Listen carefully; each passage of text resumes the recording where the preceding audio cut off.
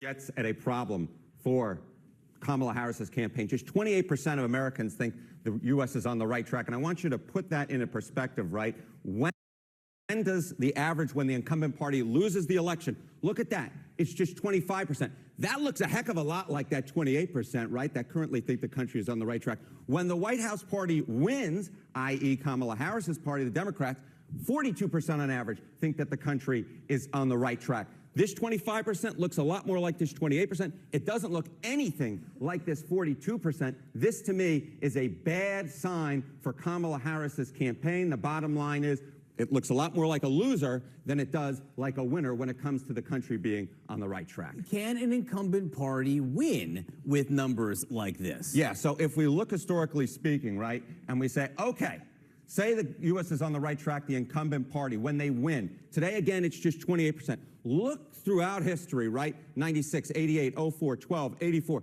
In all of these instances, far more than 28% thought that the country was on the right track. 39 was the lowest back in 1996. We got upwards of 47% in 84. Of course, that was a blowout, right, for Ronald Reagan. So there is no historical precedent for the White House party winning another term in the White House when just 28% of the country thinks that we're on the right track. John, simply put, it would be historically unprecedented. So is there any good news or interpretation or prism you can look through where Democrats can say, well, maybe it's okay? Okay, so let's look back to the last midterm, because sometimes history is made to be broken, Mr. Berman. All right, say the country is on the right track in midterms.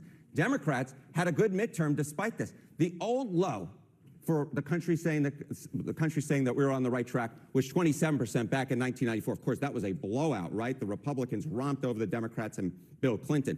But this particular past midterm, look, just 26% said that the country was on the right track, and Democrats did pretty gosh darn good. Maybe we've entered a new political environment where Donald Trump is so unpopular that these historical norms, these historical measures that we look at don't actually mean what we think anymore. I'll tell you this much, Kamala Harris better hope that's the case, because otherwise this right track, wrong direction situation will not work out in their favor. The other thing Democrats do say is numbers like the jobs numbers we just saw, they are seeing things improve a little bit week by week on the margins. Yeah, I would say, look, right now, if we're saying, 28% of the country is on the right track, that number was closer to low 20s at the beginning of the year. So it has gone up a little bit, but still, you're very much in the danger zone when we're looking at that right track, wrong direction number. That's where Democrats are right now. They're going to have to hope that there's a historical norm broken like there was in the past midterm, because if there isn't, Donald Trump's going to end up in the White House. I will tell you, no one except for Tom Cruise in Top Gun likes being in the danger zone. Harriet, and thank you very much for that. Goose did. Okay? I don't even know what to do. I'm going to leave it because that was really always best with John to just leave it. I know. So welcome back, everybody. Welcome back, one and all, to the Dr. Nassar Sheikh Show. I'm your host, Dr. Nassar. Let's get into it right away. Folks, when you have lost CNN, when CNN is starting to report these type of polls, and CNN sort of has been the political Dr. Jekyll and and Mr. Hyde, so to speak, this election thing. And look, I'll take anything we can get from CNN coming more towards the center instead of to the left. But with Harry Enten reporting those kind of results, and then you saw, I think it's John Berman, I'm not sure who exactly the other anchor was or co-host there, but he's like trying to go, well, Harry, can you sort of, he's rolling himself into a pretzel, trying to figure something out. Can you at least give us something for Kamala Harris? Are there any crumbs on the table that we can pick up from this? And then he goes into it. You saw what that was. Into how it could say, well, historically, 2022, maybe Trump is hated so much that those historic numbers don't have any meaning anymore. And we're going to break the mold like they sort of did in 2022. I mean, that's certainly a possibility. So let's get straight to what the electoral map looks like according to RCP, Real Clear Polling. And as you can see right here, this includes the toss-up states. They give Trump 219, Harris 215. So according to RCP, couldn't be any closer than this unless it was tied. The toss-ups, Arizona, Georgia, Michigan, Minnesota, Nevada, North Carolina, Pennsylvania, Wisconsin, Nebraska, 2nd District. This is what they're talking about, 104 in the toss-ups. What I want to go and show you now is a map of RCP. If they take the toss-ups away, where are we on October 5th, 2024?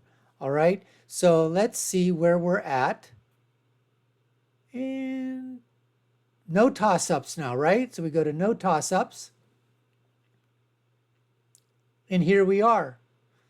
Trump wins 281 to 257. And so what do they have? Notice they've given PA to Donald Trump in the Real Clear polling averages, the Real Clear politics average. Trump is ahead, so they've gone ahead and given PA to Donald Trump, North Carolina. So I want to give you an idea of where I stand, and then let's see what's happened over the last 24 hours, a quick history of the polling. We'll talk about that. So stick to the end of the video. I think you're going to really love some of these statistics that are coming out in the polling aggregates and from various pollsters, and what's basically happening in terms of the mail-in ballots, the early voting. It's all pointing in terms of a Trump victory. So what I want to do really right now is give you my idea what my prediction is going to be. So let's go ahead and take a look at that. So I'm going to start with no toss-ups. And then we're going to go through the map. I haven't changed. Here's the alert. Spoiler alert, 345 to 193. Here's how I come up with that. So we're starting with Vance at 281, but here's where I think. Nevada, that's going to go lean Republican. New Mexico, I believe is going to go lean Republican.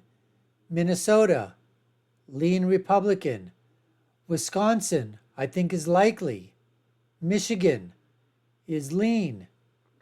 Virginia is lean. New Hampshire is lean. Nebraska too, I believe is lean. And New Hampshire is lean.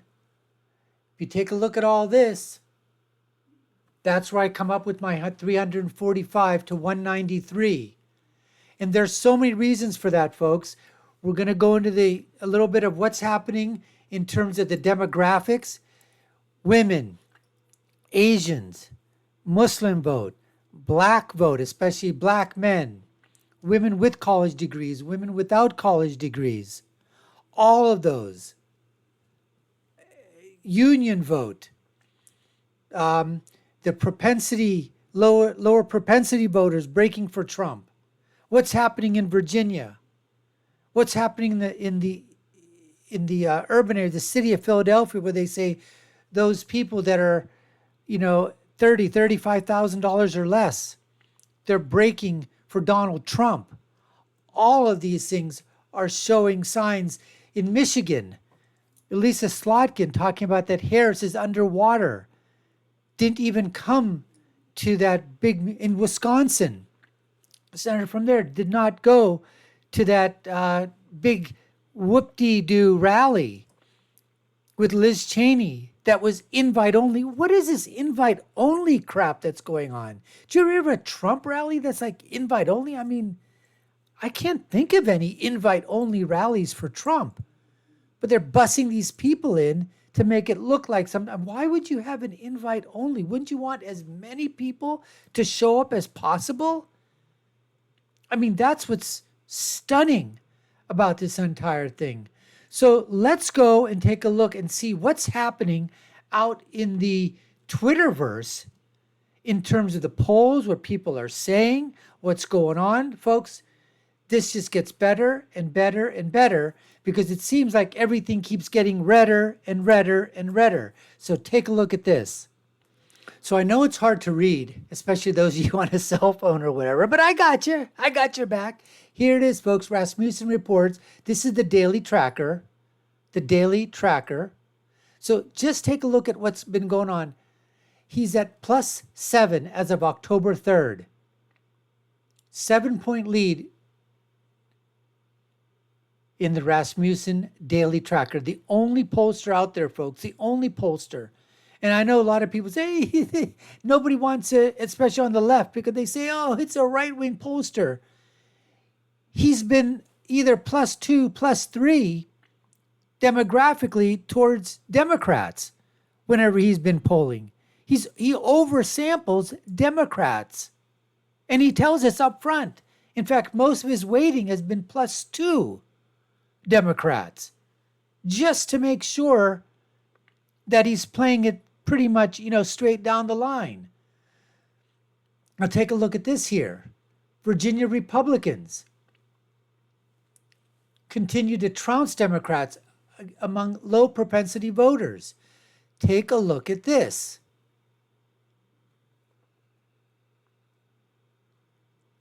So, if you voted out of the last 4 out of 4 elections, right now, the Dems, in terms of early voting as of yesterday, they're about 60%.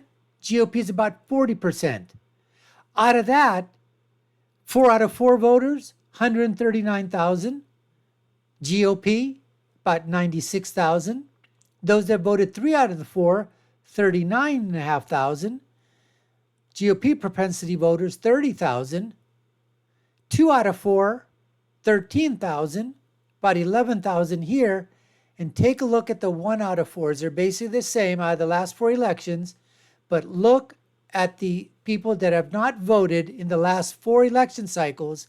About 2,000 compared to almost 4.5. And it basically stayed the same. Early voting as of 10/3, 60% to 40%.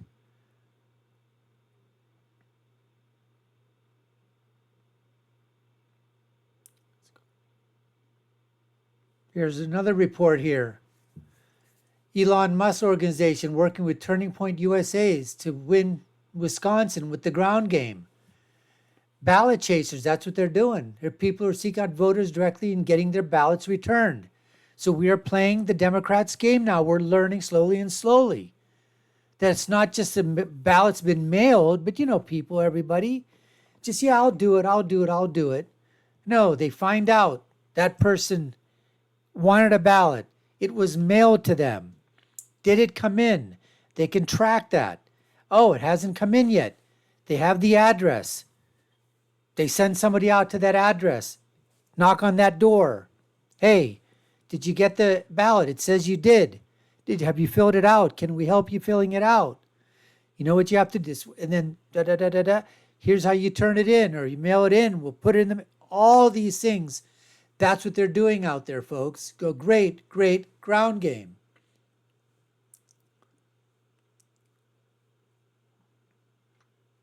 So let's just go through this thing here. Cernovich, Trump odds of winning are 65-35, even if you account, for cheating.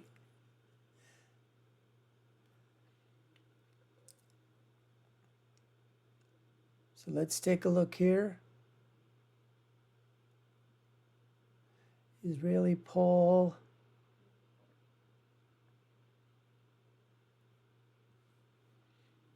Here's a poll that shows 306. Trump odds 61. This was at AF Insight.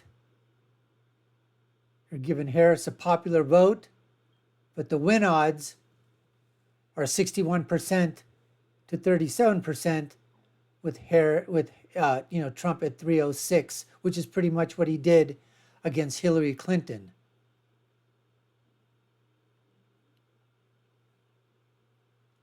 Let's go.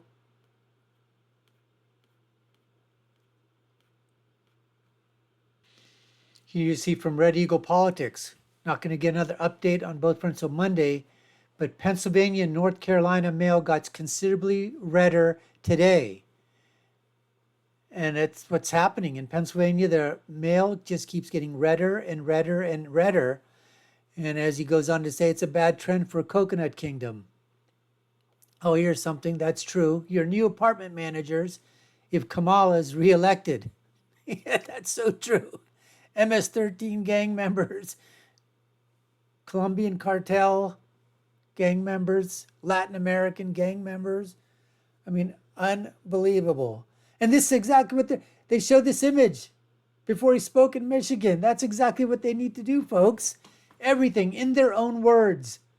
In their own words.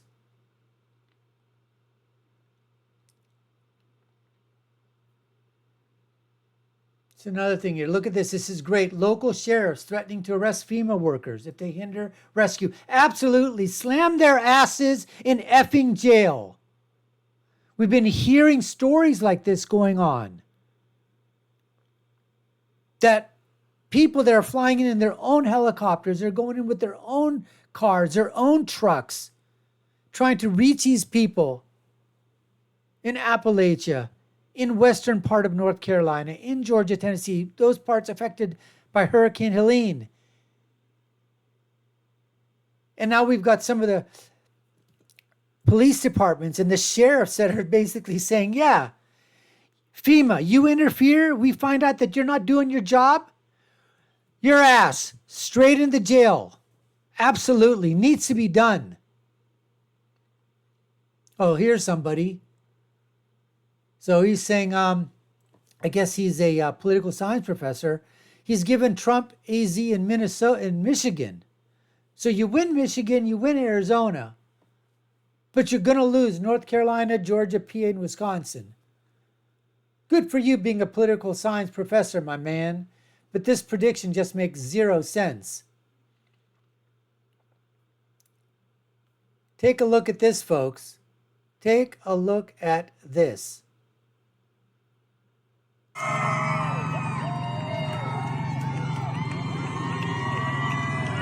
This is in Georgia. Do you see this where when Harris comes to town, did they bust all these people in? I mean, look at this.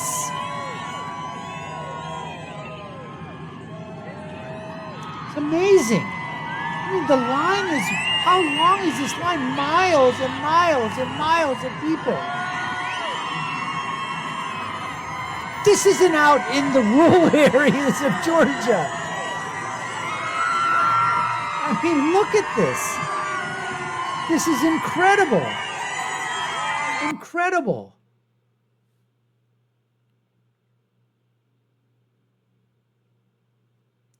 It's a new national poll from Redfield and Wilton. They got Harris up by 2. Never heard of that group. And this is what I'm talking about. Democratic worries in Michigan. Elisa Slotkin running ads that she doesn't want to drive an electric vehicle, opposes EV mandates. Her internals found that Harris was underwater. She didn't even appear with Harris when she comes to, Harris is so toxic right now in Michigan because she's losing the Muslim vote to Jill Stein at around 40 to 45%. And she's losing it to Donald Trump, who's somewhere between 18 to 20%. They've got Kamala at somewhere around 10 to 12%. Trump's running at least 5 to 6 points more than Kamala Harris in Michigan.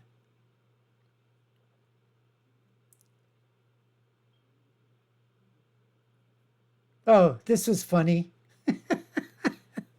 Jill Stein takes the lead in Pennsylvania.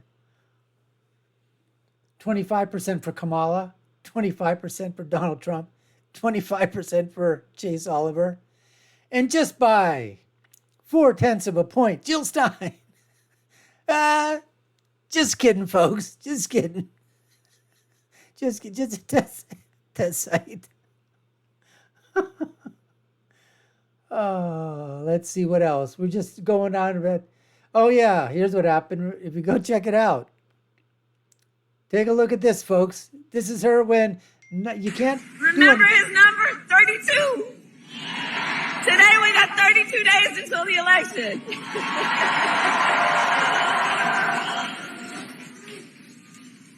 Here's where it goes out, the teleprompter. You can tell. She's 32 days.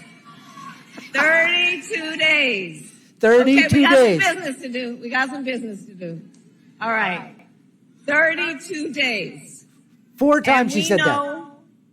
We will do it. In 32 days. What a And dipshit. this is going to be a very tight race until the very end. This is going to be a very tight race until the very end. We are the underdog, and we know we have some. There you have it, folks. You can't talk without a script. You saw that. Unbelievable. Unbelievable. And this is what's happening, folks. Who's spearheading the disaster response? Countless private volunteers. Ron DeSantis from Florida, Donald Trump, Nick Sorter, Elon Musk is going there or whatever. And who's picking it up? Our effing federal government. Joe Biden, FEMA, Harris, who's now in charge. Look at what's happening here. Mail numbers aren't looking great for Democrats either. Just some of the things that have happened in the last week. Trump gaining in PA, Michigan, Wisconsin. Betting markets are trending to Trump. JD wins a VP debate. Kamala botches a hurricane response.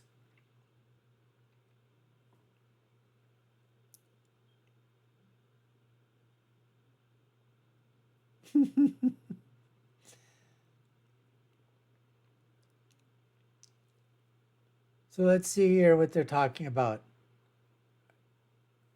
At this point in 2020, Biden was up 8.1 in the RCP.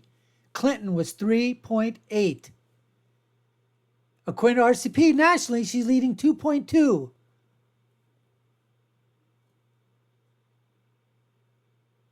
That's what's happening right now.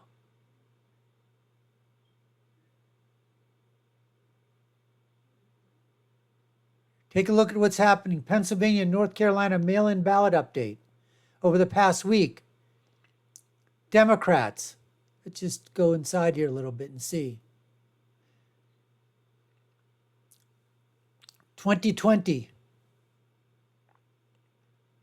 PA is plus 7.4. North Carolina is almost 17 points higher at this point in mail-in ballots. The Democrats, as of this point, are down almost a percentage point. The Republicans are up in PA about a half a percentage point compared to similar numbers as of October 5th of the same time period last year. North Carolina, Democrats are about down a half a percentage point. Republicans are up about a half a percentage point. But I said before, compared to now, that means they were about 17% in 2020 in North Carolina. I'm sorry, 17 from 25. They were at 8% at that time. Amazing, amazing numbers if you take a look at these.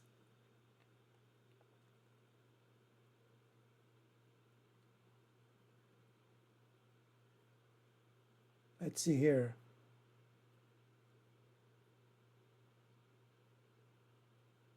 Oh, remember this. When this fraudster, Anna Cucci Navarro, right? This is what she said. It's frankly astounding that Trump won Florida. He had such little infrastructure, no field offices. Hillary Clinton began organizing Florida well over a year ago. The turnout was all wrong in all the polls.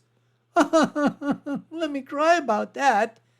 Yes, and you think Florida, there's people out there saying that Harris has a chance to flip Florida. I mean, it's unbelievable what these people are saying out there, folks. It's unfreaking believable.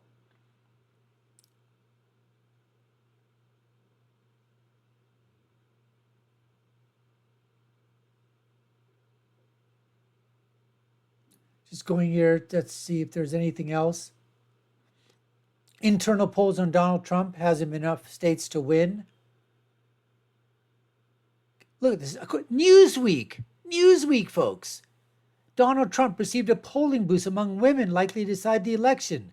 The results are a worrying sign for Harris, for whom white women without a college degree could be a crucial demographic. Michigan, Wisconsin, Pennsylvania. And this is the ceiling. And as you can see, even Eric Daugherty is agreeing with me. I've got 345. I'm giving him the little blue dot Nebraska, the district in Nebraska. That's how I get my 345. Democrats 193.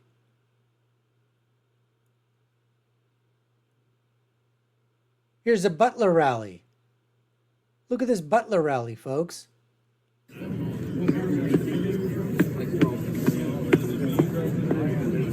Again, do you see these type of lines outside for Kamala Harris? He's returning to Butler. I mean, just amazing. People waiting for hours and hours and hours, driving for hours and hours. Do you see a ton of buses coming in? Are these people being bussed in? Of course not. Of course not. John Fetterman talking about that Trump has a special relation with Pennsylvania, especially after the Butler shooting. He had a special relation before that anyways.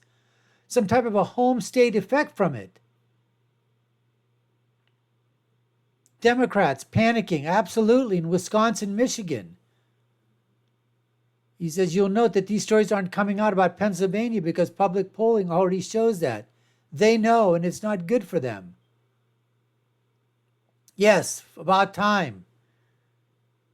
Putting snipers on all the roofs. I thought they couldn't do that because it was unsafe.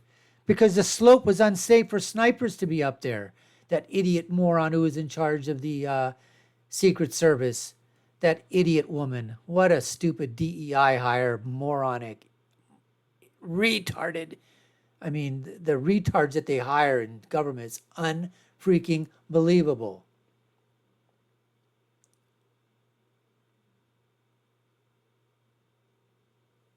Oh, here's an East Side Detroit resident. They're all voting for Trump.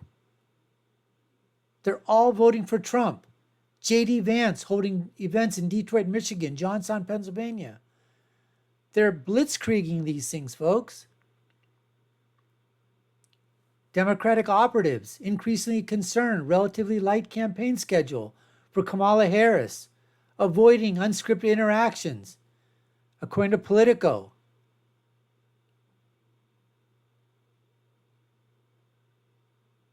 I wanted to show you North Carolina out-registered Democrats by double over the past month.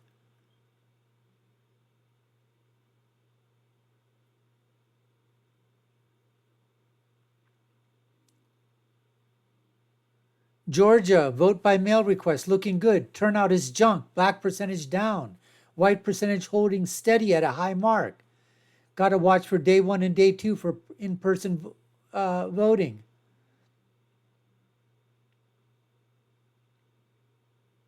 Here's something. I've heard of this gentleman, Ali Dagher, Lebanese American attorney, community leader. I will not be voting for Kamala Harris. No one I know will vote for her. He can't find a single person in the community who supports her. That's it, folks, for Michigan. That's it really for Michigan. Well, folks, we appreciate you taking the time to watch. You've been watching the Dr. Nassar Sheikh Show. I've been your host. My name is Dr. Nassar. If you've done so already, check out our other video links. You all know what to do. Write down your comments below. Where do you think? How many electoral votes are you guys giving President Trump? Do you think I'm absolutely crazy thinking 345? I'm putting myself out there because, like I said, I think New Hampshire's going to flip, New Mexico's going to flip, Minnesota's going to flip, Virginia's going to flip, NE2's going to flip. So I'm putting myself out there. Do I care if he doesn't win those? Of course not. As long as he gets 270, that's all I care about. But it would be nice to have a great, great electoral victory, as well as a popular vote victory as well, folks. Anyways, my final thought, when you're right, you're right. And when you're left, you're wrong. Until next time, folks, take care and stay safe.